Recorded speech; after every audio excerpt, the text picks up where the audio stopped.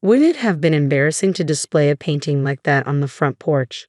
My daughter-in-law, Macy, who had sold my prize painting on a flea market app without my permission, stated flatly. My mother had done a colored pencil drawing of Gerberis for me from her hospital bed before she died. That drawing was a memento of my late mother. I know, but I can't hang an amateur drawing because it's too shabby, Macy insisted. Do you think you should talk to me like that, even though you are my daughter-in-law? I said boldly, but Macy was unfazed. She drew her arms across her chest and stared at me. Please consider your position. We will be taking care of you in the future, right? It's that deciding line again. So, you're allowed to sell my belongings without my permission. I'm your one and only son's wife. Think about how much we're going to take care of you, Macy retorted. She gave me one more look before walking out the door, her luxury brand shoes clacking. I'd be moving into a new house alone the next day. Macy knew this and sold the painting to harass me. Henry, my son, and Macy, my daughter-in-law, had sold my belongings without my permission before. I was furious but resigned to the fact that I would never get them back. But I'll never forgive her for selling my mother's mementos. Both Macy and Henry, who was always at her disposal, irritated me. I decided to completely cut ties with my son and his wife when I moved into my new house tomorrow. My husband's son and wife can live in this old house. I am Amy, a 50-year-old housewife. For years, I did all of the housework while working part-time at a factory. I looked after my family, which includes my husband, my only son, and as of 3 years ago, my daughter-in-law, Macy. My mother, who raised me as a single mother, died 6 months ago. She left me a large sum of money from her life insurance policy. I took advantage of the opportunity to purchase a small new house and decided to divorce my husband, with whom I had a strained relationship. The day before I moved in, Macy sold my mother's painting without my permission. When I told my husband we were splitting up, he simply said, "Do whatever you want." During our many years as a couple, our relationship had cooled. I believe neither of us did anything wrong and that what happened was unavoidable. My son and his wife, who lived with us, were the ones who were against my leaving. Who will do the housework if you leave? Aren't you a housewife? My son asked. I am a civil servant like Henry, so I am not like you, who only works part-time, I retorted. It's appalling to hear a mother throw her family out of the house, my son's wife chimed in. They both continued to complain as I was packing. First and foremost, why are you buying a house now? My son questioned. It's the money my mother left me, and it's up to me what I do with it, I replied firmly. When the insurance money arrives, you should put it to good use for your family. A house where you live alone is squandering money, my son's wife added. She's right, you should have shared grandmother's insurance money with us, my son insisted. Henry's wife was a brand-obsessed woman who never washed a single pair of underwear and was constantly taking dance, yoga, English conversation, and other classes. My son, who was at her beck and call, blamed me all at the same time. This was enough for me. My friend Jane, who lives near my new house, invited me over the night I moved in to join her for dinner. Thank you very much. I still haven't unpacked anything, I said gratefully. Jane's house is magnificent. She and her husband both love dogs, so they built a house to accommodate a large dog. In fact, 3 Dobermans are currently resting quietly in the living room's corner. While eating the hamburger Jane had prepared for me, I opened up to her about Henry and Macy. What's the deal with your daughter-in-law? And I'm sorry, but your son is also pitiful, Jane remarked. Henry used to be a stronger person, but now he's at the mercy of his wife. I'm tired of it, I sighed, feeling a sense of frustration. One of the large dogs approached me and nuzzled my feet, as if to console me. It was Hannah, the female of the 3 Dobermans. Hannah is much gentler than my son. All of our dogs are smart and good, I said, petting her gently. Jane, being so good with dogs, used to be a trainer. Her 3 new dogs, although large and scary in appearance, were really gentle and extremely intelligent. They would never attack anyone, but they would bark at uninvited guests if Jane instructed them to. I wish I had a dog as gentle as Hannah is, I remarked. Why don't you get yourself one? I'll train it for you. Indeed, you're free to do whatever you want as of today in your new house. You begin a new life, isn't that right? Jane suggested. I thought so too. Macy and I are moving to my parents' house next month, I shared. At the end of the month, my son called me with surprising news. I had just gotten used to living alone and was starting to enjoy my independence, I reflected. Your parents' house? "Oh, you're moving to Macy's parents' house," my son said. "No, it's my mother's house, my home. You already live at your father's house," I clarified. I wasn't sure what he was saying, but I knew one thing for certain. I was ready for this new chapter in my life. I spoke with Macy after realizing that my parents' house belonged solely to my mother, not my father. We decided to move to her house. "No, my house isn't big enough for the three of us," Macy objected. I was adamant about not putting up with Henry and Macy bossing me around and making me do all of the housework. "But one of the rooms does have a place to sleep. You can sleep in the living room corner, and we can use that space as our bedroom," Macy suggested. "Don't be ridiculous. What are you talking about? You want me to sleep in the living room corner?" I could feel my face getting hot with rage. "We're coming even if you don't like it. I'll start by shipping you a couple of boxes," Henry interjected. "I'm not going to accept them," I retorted. "Well then, I'll think of something. Anyway, I'm coming, so please look after me," Henry said abruptly, then hung up the phone. I don't want this. I despise the idea of Henry and Macy bossing me around and forcing me to do all the housework. That is something I will not allow to happen, I declared to Jane the next day as we went to a family restaurant. I wanted her to listen to my story. "I'm sorry, but you have the worst son and daughter-in-law," Jane remarked as she sipped her latte. "You must not accept it under any circumstances. You must politely say no," she continued. "Well, since it is those two, they might hire a moving company. I don't know what to do," I replied, feeling overwhelmed.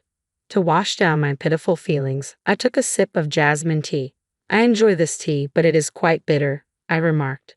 "It is difficult to say no when the movers will come. If we're not careful, we might get into trouble," Jane observed. "We have to do something to make them not want to come to my house. I can't stand the way they're acting," I insisted. "Well, we could ask my children for help," Jane suggested. "What, Hannah and the dogs?" I asked, referring to Jane's 3 kids, her 3 beloved Dobermans. "My dogs will bark, growl, and act out to some extent on command. I could ask them to scare them away or something. In fact, my son has been afraid of dogs since he was a child," Jane explained. "It's difficult to live with a son and his wife who would sell their mother's mementos without permission. So let's come up with something," I agreed. "Thank you very much, Jane," I added, feeling a little relieved as a result of our conversation. When I returned home, I discovered that my son and his wife were serious. 2 large cardboard boxes had been stacked in front of the front door. "These are Henry's and my possessions. We thought you would refuse the courier, so I brought them. We will move in next month, so please keep them in the house. Macy." I read the note attached to the cardboard box, feeling my shoulders slump in disappointment. With no other option, I brought the box inside, and upon opening it, I discovered numerous personal belongings belonging to Henry and Macy. There were Henry's imported watches and leather jackets, alongside Macy's designer bags, clothes, and shoes. They must have left behind valuable items, which I wouldn't discard without permission. It felt like a dirty move. How little they must think of me to sell off my mother's paintings or leave this luggage without my permission. Jane's voice from the family restaurant came to mind. "Well, we could ask my children for help," she had suggested. Since settling in after the move, I occasionally accompanied Jane on dog walks. She often invites me for a change of scenery, being a great friend to have. It means a lot to me. "Why don't you sell their belongings? Macy would sell them on her own, wouldn't she?" Jane proposed. "Yes, even the memento my mother painted," I'd replied as Moon, a male dog, looked at me from the end of the leash I was holding. "By the way, why do your son and his wife want to live with you? They're both government employees and have money, so why don't they just live together?" Jane inquired. "They don't like doing housework, especially Macy because she's always learning, going out to play, or watching fashion and makeup videos." "So, you've been doing all the housework by yourself?" I confirmed. "Yes, my husband never did it, and Henry works overtime and travels a lot, and Macy is the same way," I explained, recalling the conversation between my son and his wife on the day. I made the announcement of my departure from our home, met with immediate concern about who would handle the housework. "If you leave the house, who will do the housework?" Henry asked. "Well, you can," I replied. "No, obviously not. I want your mother to do it." Jane sighed in disgust upon hearing this. It wasn't until a week later that I received several phone calls from Macy, who had been persistently trying to reach me. Your house is quite small, right? Macy finally asked after dozens of calls. Yes, that's what I said, I confirmed. Henry said he saw you with 3 big dogs, and I wonder if 3 dogs like that could live in a small house. Macy expressed her concern. Her fear of dogs struck me then. There are people all over the world who are terrified of dogs. One of them is Henry, I realized. Jane must have been with me when Henry saw her, but he must have been completely distracted by the dogs. I told you it's a small house. If you're worried, why don't you come back and take a look? I suggested. I will. I want to check the inside of the house. Macy's voice unraveled a little.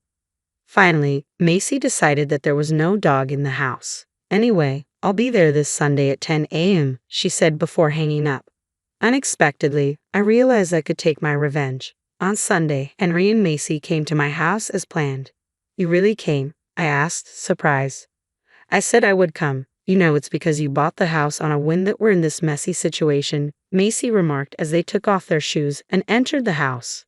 That's really true. You should have stayed quiet and continued to do the housework like before, I replied, feeling a sense of satisfaction. Okay, that's it, I said, opening the living room door, gloating in my mind.